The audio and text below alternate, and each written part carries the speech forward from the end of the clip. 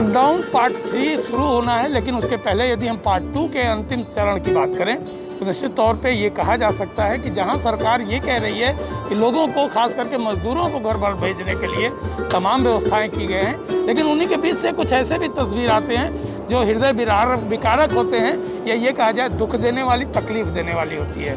इन मजदूरों को देखिए, और मजदूरों से पहले हम इनके साइकिल को दिखाएंगे। ये साइकिल सबकी नहीं है और इनकी संख्या 22 की है।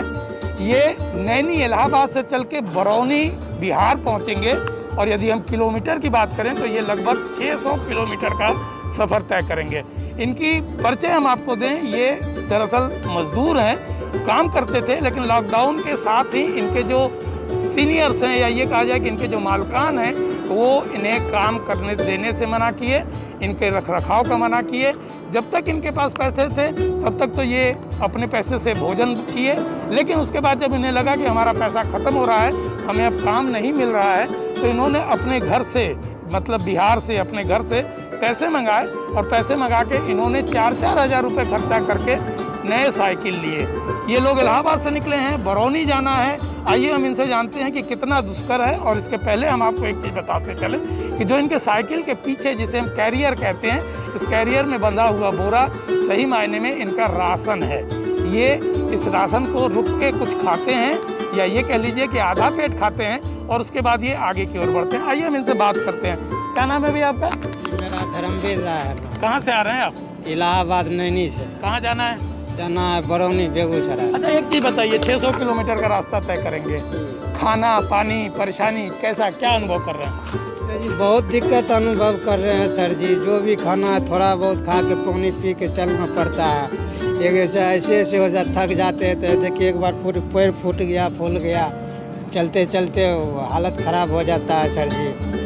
देखिए 600 किलोमीटर की दूरी, और आपने जैसा सुना कि पाँव में छाले पड़ जा रहे हैं, पाँव में चोट लग जा रहा है, और उस चोट पे ये मलहम भी नहीं लगा पा रहे। समझा जा सकता है कि कितना दुष्कर रहा है। आखिर इनसे हम ये पूछते हैं कि भैया क्यों जा रहे हैं आप, वहीं क्यों नहीं बने रहे, जबकि सरकार तो कहता है कि खाने की भी व्यवस्था है, रहने की व्यवस्था, वहाँ क्यों नहीं रहे आप? खाने की व्यवस्था नहीं मिल रहा तब तो जा रहे हैं। अपने घर से लाया हूँ, तब अपना सवारी करके जा रहा हूँ। क्या करेंगे, मर जाता है। तो ये सबकी नई साइकिल है, इसके पीछे की क्या कहानी है?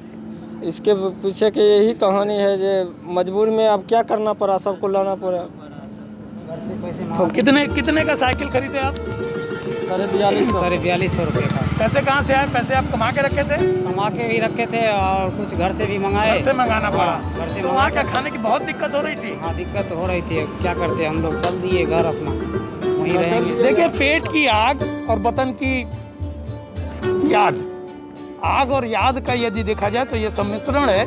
इन्हें दो बातों की परेशानी थी, इन्हें पेट भर खाना नहीं मिलता था, और रोजगार लॉकडाउन से पहले ही छिन गया था। समझा जा सकता है कि इन्होंने अंत समय में ये निर्णय लिया कि अपने पैसे जुटाए हुए, कमाए हुए पैसे को इन्होंने जोड़ा, और घर से कुछ पैसे मंगा के 4200 रुपये, 4000 रुपये की साइकिल खरीदी। जैसा कि हमने आपको पहले बताया कि 22 लोगों की ये टोली है। आइए हम और लोग से पूछते हैं, भैया रास्ते में आपको कोई मदद, कोई ऐसी आदमी जो आपको खाना पीना पूछा हो? कुछ नहीं जी, कुछ नहीं, कहीं कुछ नहीं कोई पूछा।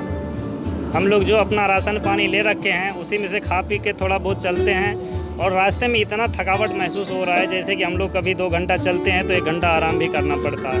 धूप भी आपको परेशान कर रहा है? गर्मी इतना पड़ रहा है कि तो कहने का मतलब ही नहीं है कोई। आपको क्या लगा? वही बात है ना, वही घर से पैसा लाया है, साइकिल का सजा, वही धूप में वही करता। तो मालिक से आप लोग नहीं कहे कि हम कहाँ जाएं? बिहार जाएंगे तो क्या है? नहीं, जो काम करते थे, जहाँ आप काम करते थे, वो मालिक क्या कहा, उससे आप लोग बोला नहीं है, हम लोग अपने मालिक से प्रेस ऑर्डर है, नहीं देंगे, जो करना है अपना आप घर जाइए, अपना जो करना है करिए। क्या करते थे वहाँ पे आप? पैकिंग करते थे। पैकिंग करते थे। देखिए ये फैक्ट्री में एक थे, वहाँ पे करते थे। ये पूरी टीम है इनकी, 22 लोगों की टीम है, और सबकी साइकिल पूरी चमाचम नई। ये परिस्थिति है, ये परेशानी है, ये दिल का एक टीस है। आप भी होके आ रहे हैं, वहाँ से जा रहे हैं गाँव, क्या लगा, क्यों निर्णय ये लेना पड़ा आपको? निर्णय सर इसलिए लेना पड़ा क्योंकि हम लोग चलिए 1.5 महीना जो भी है हम लोगों ने काफ़ी इंतज़ार किया कि शायद हो सकता है लॉकडाउन खुल जाए, उसके बाद अगर फैक्ट्री में अगर काम मिल जाए तो तो सब ठीक हो जाएगा, लेकिन ऐसा कुछ हुआ नहीं। उसके बाद अब जब बंद हुआ तो हम लोग के तो कुछ मिलना है नहीं। मालिक साहब हाथ खड़ा कर दिया कि भाई अब बंद है तो हम कहाँ से देंगे।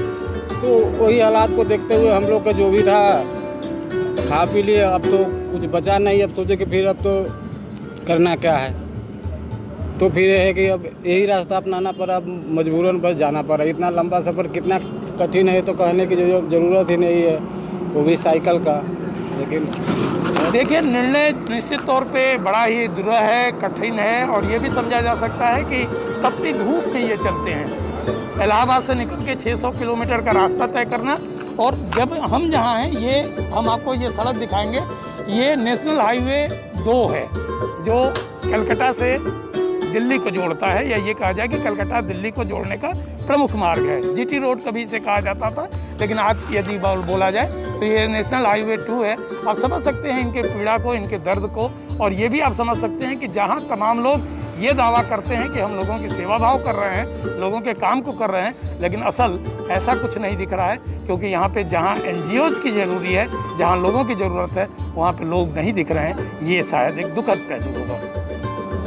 कैमरा पर्सन अभिषेक के साथ संतोष ओझा।